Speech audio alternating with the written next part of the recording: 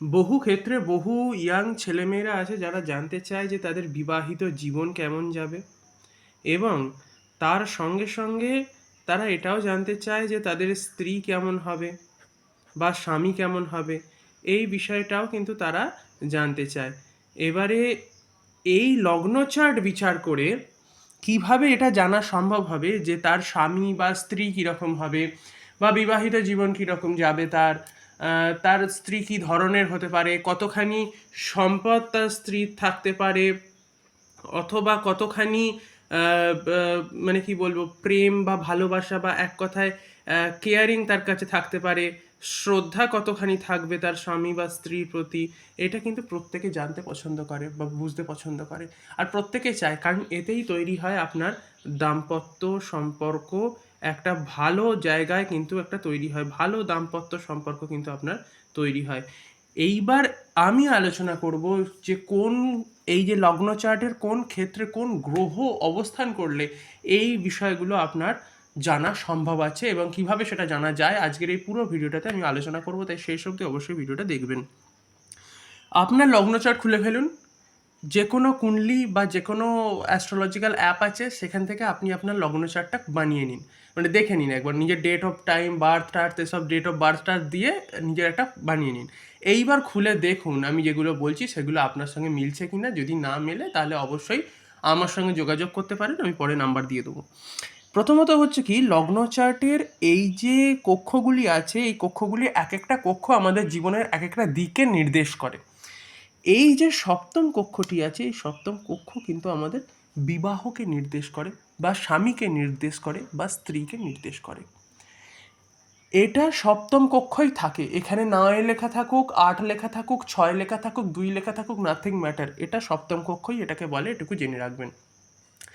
এইবারে ওইখানে যদি আপনি দেখেন কোনো রকমভাবে শুক্র বসে আছে, তো তাহলে বুঝে নেবেন যে আপনার জীবনে আপনার স্বামী বা আপনার স্ত্রী খুব ভালো একটা রোল প্লে করতে চলেছে। কিসের রোল?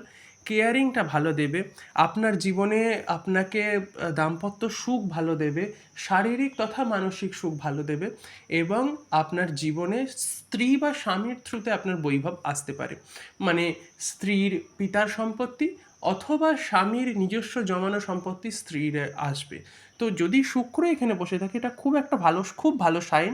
কিংবা যদি শুক্র না বসে থাকেও, সেখানে যদি তুলা রাশিও থাকে বা বৃষ রাশিও থাকে, এখানে 2 বা 7 এই কক্ষে যদি লেখা থাকে, তাহলেও বলবো সেক্ষেত্রে শুক্রের প্রভাব থাকছে এবং তার জন্য ভালো হবে।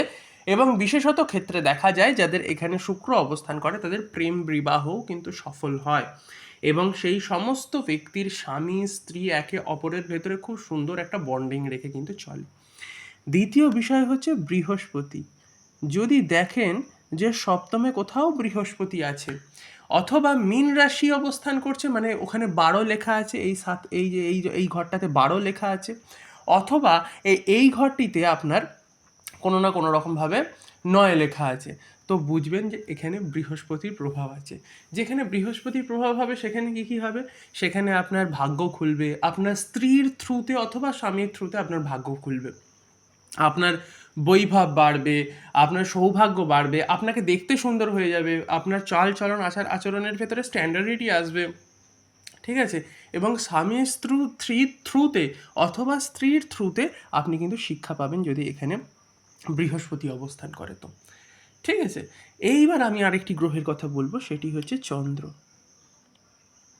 যদি এই স্থলে কোথাও চন্দ্র অবস্থান করে, তো বুঝবেন যে আপনার স্বামী বা আপনার স্ত্রীকে দেখতে খুব সুন্দর হবে, প্রেমে বিবাহ হওয়ার সম্ভাবনা আছে, এবং স্বামী স্ত্রীর থ্রুতে যদি এই চন্দ্র কোনোভাবে পাপ গ্রহের দ্বারা সংযুক্ত না হয়, ইনকেস পাপ গ্রহ মানে মঙ্গল, রবি, আমি লিখে দিচ্ছি কোন কোন গ্রহগুলো পাপ গ্রহের ভেতরে পড়ে: মঙ্গল, রবি,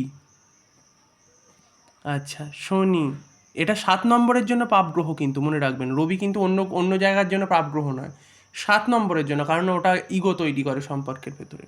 মঙ্গল আছে, রবি আছে, শনি আছে, রাহু আছে, এবং কেতু আছে। এই পাপ গ্রহের দ্বারা কোনো রকমভাবে যদি এই জায়গাটা সংযুক্ত না হয় বা কোনো রকম যোগসূত্র না থাকে বা দৃষ্টি না পড়ে, তো বুঝবেন আপনার বিবাহিত জীবন সত্যিই খুব ভালো হতে চলেছে।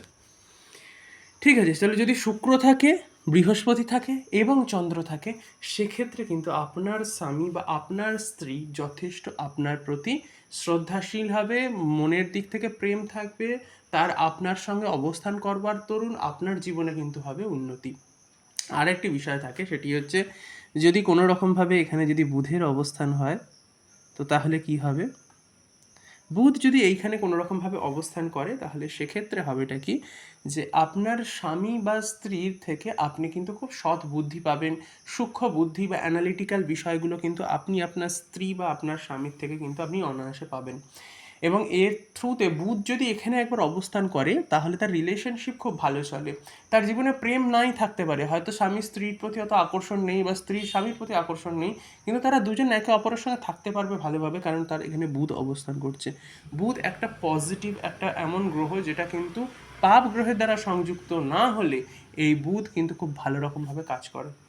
তো সুতরাং এই যদি এই অবস্থানগুলো যদি এখানে হয়, তো তাহলে বুঝে নেবেন, বা এর প্রভাব বা দৃষ্টিও যদি অবস্থান করে, ঠিক আছে, দৃষ্টি বলতে এবার কি বোঝায়, এবার আমি এটাকে আরেকটি ভালো বিষয় বুঝিয়ে দিচ্ছি। বৃহস্পতির এখানে দৃষ্টি থাকে, আমি লিখে দিচ্ছি, 5 নম্বরে দৃষ্টি থাকে, 7 নম্বরে দৃষ্টি থাকে এবং 9 নম্বরে দৃষ্টি থাকে। আর বাকি যে বুধ, চন্দ্র, শুক্র, এদের দৃষ্টি একে এবং 7-এ, এদের ডাইরেক্ট দৃষ্টি এরকমই থাকে। ঠিক আছে, তো শুধু বৃহস্পতিরই দৃষ্টি এখানে 5-এর 7-এ 9-এ থাকে। তো সুতরাং বৃহস্পতি যদি দৃষ্টিটা, যেহেতু ধরুন বৃহস্পতি লগ্নে বসে আছে, তাহলে বৃহস্পতির দৃষ্টি কিভাবে কাজ করবে, 1 2 3 4 5, তারপর 6 7, মানে এখানে দৃষ্টিটা পড়ে গেছে, মানে বৃহস্পতি এখানে থাকলেও কিন্তু তার প্রভাব এখানে কাজ করবে, এইভাবে বলতে চাইছি আর কি। সিমিলারলি এরকমভাবে কিন্তু শুক্র, চন্দ্র, বুধের ক্ষেত্রেও কিন্তু একই রকমভাবে কিন্তু কাজ করছে। তো সুতরাং এই যে প্রসেসটা আছে, এই প্রসেসে আপনি বুঝতে পারবেন যে আপনার স্ত্রী বা আপনার স্বামী আপনার জন্য ভালো হবে নাকি খারাপ হবে, বা আপনার জন্য লাভবান হবে কিনা, আর আপনার জীবন কতখানি উন্নতি হবে, সেটা কিন্তু আপনি এই জায়গাটা থেকে দেখলে বুঝতে পারবেন। এইবার এই 5 নম্বর কক্ষটি হচ্ছে প্রেমের কক্ষ। যারা আপনারা অলরেডি একটা রিলেশনশিপে আছেন, প্রেমের ভিতরে আছেন, চাইছেন, দেখতে চাইছেন যে সেটা সফল হবে কি হবে না, তো সেক্ষেত্রে এটি হচ্ছে 5 নম্বর কক্ষ, এটিকে দেখবার প্রয়োজন আছে। কিন্তু ভিডিও যেহেতু লম্বা হয়ে যাবে, সেহেতু সেই ভিডিওটি আমি পরের ভিডিওতে বানাবো, যেখানে আপনাদের প্রেম সফল হওয়ার চান্সেস থাকবে কি থাকবে না, বা সেক্ষেত্রে প্রেমিক কীরকম আপনার, সেই বিষয় নিয়ে নিশ্চয়ই পরের ভিডিওতে আমরা আলোচনা করব। আজকের মতো এইটুকুই। যদি ভিডিওটি ভালো লেগে থাকে, তাহলে অবশ্যই চ্যানেলটিকে সাবস্ক্রাইব করতে ভুলবেন না। আর যদি কোনো রকম ডাউট থাকে আপনাদের, যে আপনার স্বামী বা স্ত্রী কীরকমভাবে আপনি হয়তো বুঝে উঠতে পারছেন না, তাহলে অবশ্যই একটা কমেন্ট করতে ভুলবেন না। কমেন্ট করলে আমি নিজের নাম্বার প্রোভাইড করে দেবো সেখানে। সেই নাম্বারের থ্রুতে আপনারা হোয়াটসঅ্যাপে একটা মেসেজ করবেন, পার্সোনাল কল করবেন না, হোয়াটসঅ্যাপে মেসেজ করবেন। হোয়াটসঅ্যাপে মেসেজ করলে আমি আপনাদের সঙ্গে যোগাযোগ করে নিতে পারবো। ঠিক আছে, তো তাহলে আপনারা অনায়াসে আমার সঙ্গে কনসালটেশন আপনারা আমার থেকে নিতে পারবেন।